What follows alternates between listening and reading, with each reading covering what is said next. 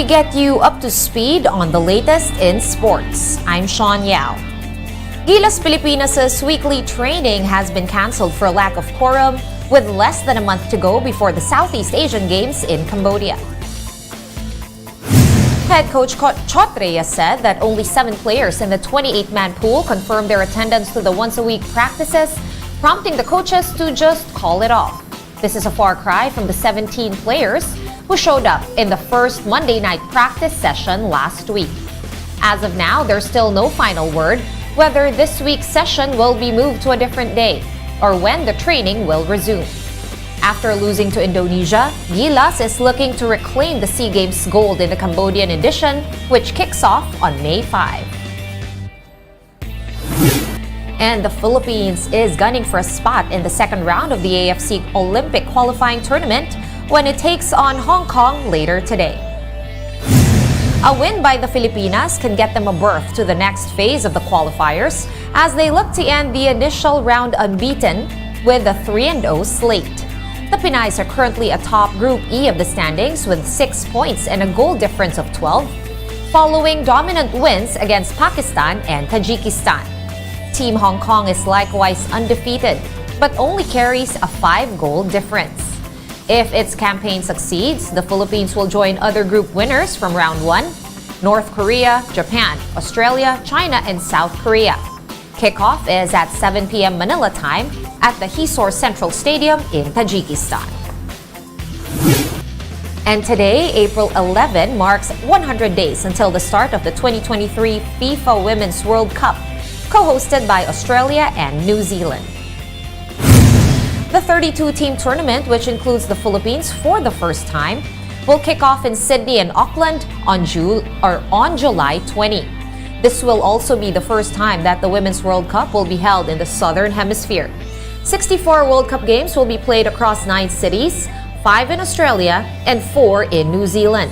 Last month, FIFA announced that the prize money for the tournament will be $150 million or 8.2 billion pesos, 3 times bigger than that in 2019. The Philippines is in Group A with New Zealand, Norway, and Switzerland. The United States is entering the tournament as the defending champion.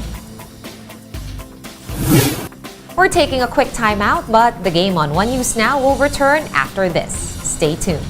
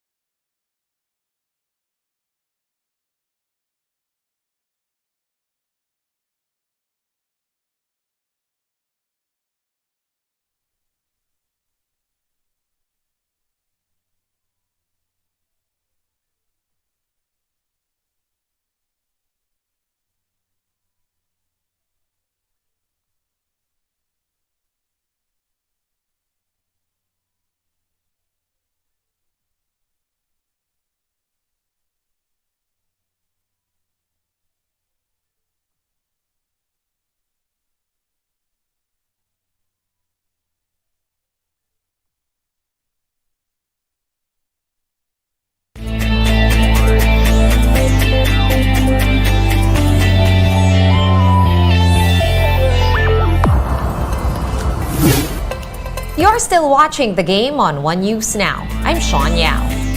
In the NBA, the Minnesota Timberwolves has suspended center Rudy Gobert on the back of his ugly sideline interaction with his teammate Kyle Anderson.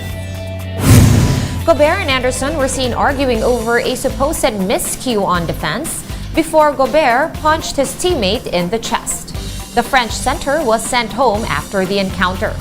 Because of the scuffle, Gobert will not be able to play in the Wolves' play-in game against the LA Lakers tomorrow. In a tweet, Gobert apologized to Anderson, the fans, and the Wolves organization. He said that emotions got the best of him and expressed regret for his action. And in Poland, a fencing World Cup event was canceled by the local federation to protest the reversal of the ban on Russian and Belarusian athletes. The Polish Fencing Federation will not hold the Women's Foil World Cup, initially scheduled from April 21 to 23. This is after the International Fencing Federation, or the FIE, rejected a proposal to make Russian and Belarusian athletes sign a statement condemning the invasion of Ukraine.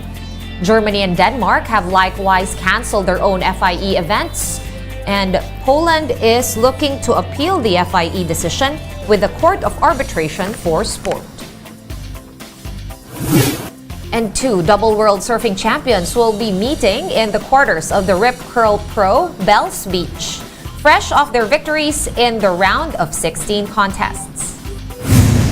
Carissa Moore of Hawaii will face fellow two-time world champ Tyler Wright of Australia. Wright defeated Moore in the finals of the tourney at the famous Victorian Beach last year and is aiming to repeat the feat. Multi-time champ Stephanie Gilmore, who has won the world title 8 times, also made it to the quarterfinals. And back here at home, President Bongbong Marcos congratulated Pinoy boxer Marlon Tapales as the new unified WBA and IBF Super Bantamweight champion. In a tweet, Marcos Jr. praised Tapales for his win that also makes him the second Pinoy boxing champion this year. The president called the fighter an inspiration to fellow Filipino athletes. Over the weekend, Tapales defeated Uzbekistan's Murodjon Akhmadaliev via split decision in San Antonio, Texas. This was the 31-year-old's 16th win in his last 17 bouts and his 37th overall against just 3 losses. Get your fill of the latest in sports at onesports.ph. Meantime, the Newsday continues later at 4:30 p.m. I'll see you then. I'm Sean Yao. We are One News.